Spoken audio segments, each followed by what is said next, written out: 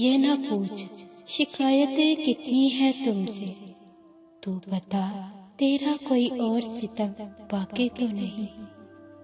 कितना मुश्किल होता है ना उन लोगों की लापरवाही को बर्दाश्त करना जिनकी तरफ से हमें हमेशा ये गुमान रहता है कि वो हमें कांटा भी नहीं चुभने देंगे और वो हमें लम्हा लम्हा अज़ियत दे रहे होते हैं।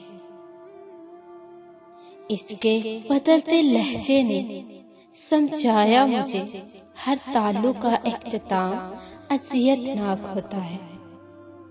वो जानते हैं कि जान निकलती है मेरी उन्हें औरों में मगन देखकर, और आखिर फिर मुझे मालूम हुआ कि इससे फर्क नहीं पड़ता मैं मर भी जाऊं तो।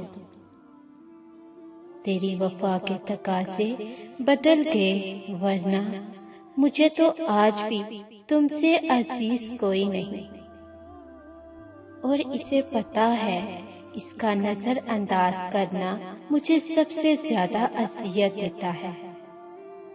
हिस्सा जिंदगी से किस्सा जिंदगी बनने में ज्यादा वक्त नहीं लगता, और बस इंसान जब हकीकत का सामना करता है तो बस इंसान यही टूटकर बिखर जाता है।